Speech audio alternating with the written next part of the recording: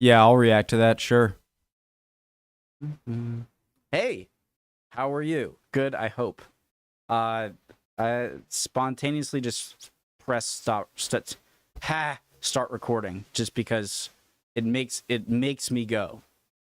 Except I give horrible introductions like this.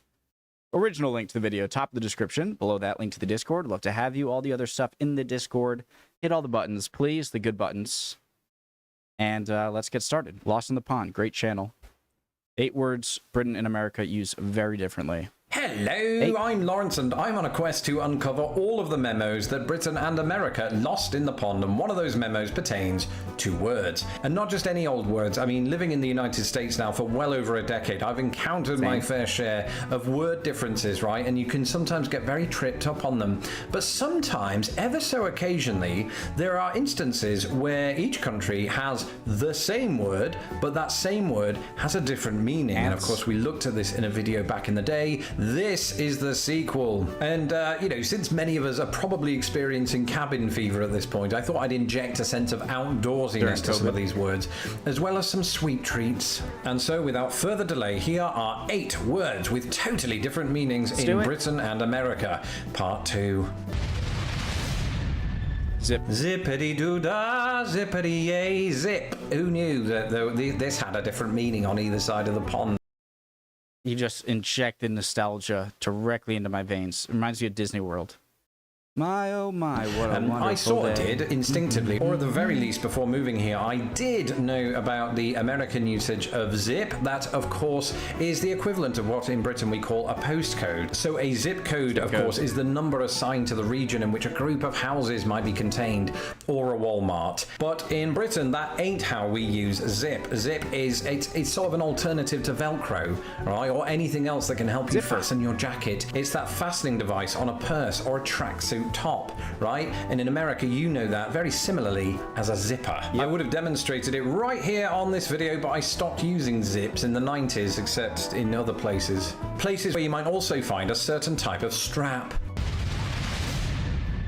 Just so we're clear, I don't wear one of those. I don't wear underwear. But the word jock, of course, does have different meanings on both sides of the pond. So as far as I can tell, in America, a jock is a sort of sports person, or even an athlete themselves, usually at the collegiate level, right? Or at school. Or high school. And they're usually depicted in TV shows as complete douchebags. That's an American English phrase. But as the term, as I read in the dictionary, does apply to sports enthusiasts too, I think that makes me a jock. Am I a jock? Or am I a member of the Glee Club? In England, we call those people hooligans or sports fans for short. Whereas the word jock, as well as being a shortening of disc jockey, like it is in the United States, can also mean a Scottish person. I can't remember if that's an insult because, you know, being from England, I've never met a Scottish person. And so just to be clear, I'm not using the term to describe Scots. I'm just merely pointing out that some people do. Sean, can you let us know in the comments below if you're watching this video if you think it's fine to use that term? Meanwhile, while we're on the subject of sports and Scottish people, that brings us on to our next entry. I do have to say, jock would... this is my understanding, okay? You wouldn't call someone who's like a sports fan a jock. I normally associate it with high school, to be honest, more so than college. Like college athlete. And I wouldn't even say... My understanding is that it would be like the more popular group of guys in, say, high school who are like on the, like the good players on the sports teams. That would be it. Jock strap. I've never worn a jock strap, I don't think. I played soccer growing up. Didn't play in college. It was not good enough. I wasn't terrible, all right. But you wouldn't... I feel like it's normally contact sports. You would wear a jockstrap, like football, hockey, the cup for baseball, obviously. But yeah, yeah, jock would be like more specific. Pitch? Pitch? What does pitch have to do with sport, you might be asking? Well, it's all a case of understanding that pitch isn't just about high and low. The word pitch as a noun and a verb crops up in sports circles in both Britain and the United States of America. So in Britain, when you're talking particularly about football or rugby or something that's on a kind of big field like that, we refer to that field as a pitch. Whereas in America, that would be referred to quite sensibly as a field, or gridiron, where you play gridiron. I might have made a bit of a hash of that reference because I don't understand American sports very well, including baseball, and that is where the word pitch predominantly shows up as a sports verb or noun to mean, you know, he threw the first pitch. They'll often leave that to famous people like, you know, presidents who have no sports acumen whatsoever and generally look quite silly. But gridiron. I don't know where that comes from. I know it's referred to like a football field. You could call it a gridiron, I suppose. Whether it's football or baseball or Britain or America, the grass is not always greener on the other side, unless it is. I've been enjoying all of those videos. This one confuses the heck out of me. I was about to... What? Oh, God. Over the last few weeks of people in quarantine in their gardens, right? And I felt a little bit envious because I don't have a garden. I have a car park or parking lot. Now, I think this difference is pretty well known, but if you're an American and you're watching this and you're confused by my use of the word garden, we use garden to describe what you refer to as yard, only ours are a bit, you know, smaller. I just wanted to explain this just in case you were wondering, why are all those British parents letting their kids run around the vegetable patch, right? Because in America, the word garden can be used to describe that very thing. So what we in Britain refer to as an allotment, a vegetable patch, is what you would call perhaps a garden here. It might be a publicly owned area or, you know, a private section that you can just go and plant your, you know, your carrots and your cucumbers, although I'm not sure why you do that. They're terrible. And when I was a kid, I have this distinct memory of sitting in at least one of these and eating from our next entry. To be clear, I'm talking about the yard. I wouldn't... Okay, so the garden is your property. It is your property. So just your property outside of your the walls of your home is the garden. You'd have a few different terms here for a garden. Here would be, you know, a flower garden or a vegetable garden, and where they do exactly that. Like you ever see it like in American TV shows or movies or when like the mom's outside like working in like the really close to the house, like planting flowers. That'd be the garden. The yard would be the grass area. Ever do this inside an allotment? That'd be weird. I love me a good hamper, I do. That was hamper in Cornish, so Hamper. I won't ever do that again. The noun form dates back to about the 14th century when it just meant, you know, a large basket. And both British English and American English took cues from that and sort of made it more specific. So in Britain, when we talk about a hamper, we're talking about a picnic basket, hence why I had one in my garden. Is that weird? Maybe you're supposed to go to a park. Not right now. Garden's the perfect place. And we also use the word in the context of a Christmas hamper when your mum magically procures a basket of Christmas food. So was that maybe just my family? I don't... Sorry, guys. Like right there, like the picture created in my head when he said garden, I'm like, he's setting up a picnic inside the area of his yard that is like just mulch and dirt and where like flowers are growing.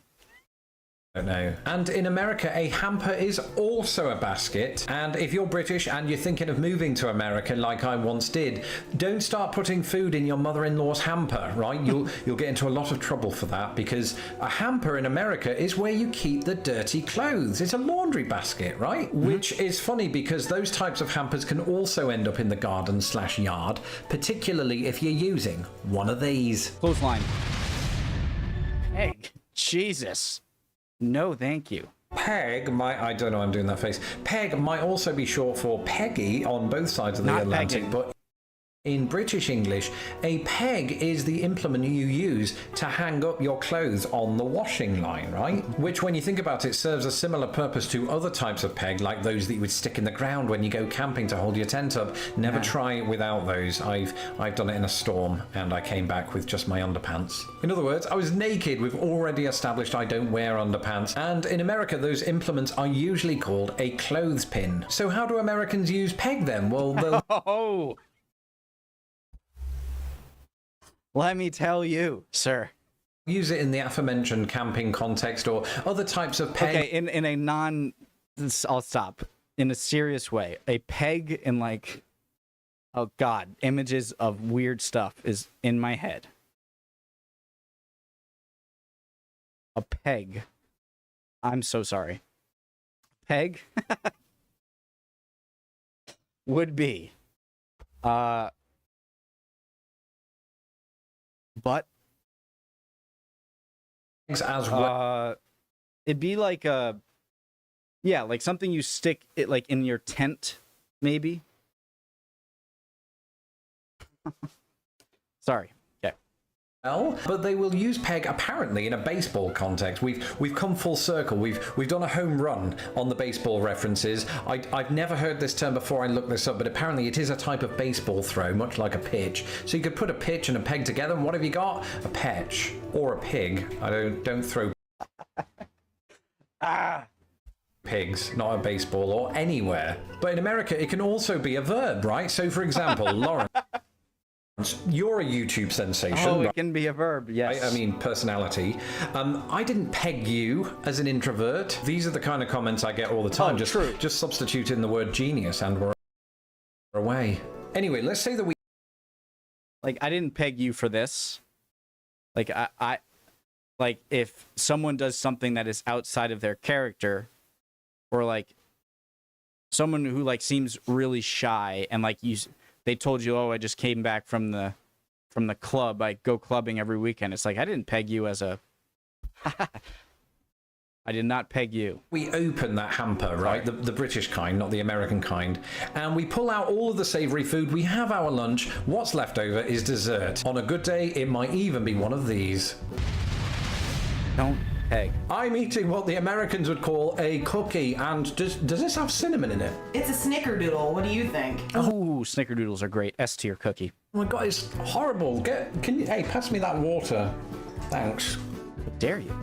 And some of them taste better than others. And, you know, basically, it's how would you describe this? It's a small flat-baked cake, right? And they come in all kinds of varieties. We have them on both sides of the pond, except we don't use the word cookie. Actually, that's Biscuit. not quite true. We do use the word cookie, specifically if we're referring to a chocolate chip cookie, or if you're Scottish. Some Scottish people, I'm looking at you again, Sean, might use the word cookie to describe a bun. I looked this up today, and that particular usage actually predates all other usages. It's just that it doesn't look to have given rise, that's a cooking pun, to the usage that we know. It looks like actually cookie in the American sense came from a Dutch word after, you know, the Dutch settlers came to the United States. Both are cooking words, both have the same spelling, and both appear to have been baked on a different tray. But typically speaking, what you in America call a cookie, we British call a biscuit, which is its own entry.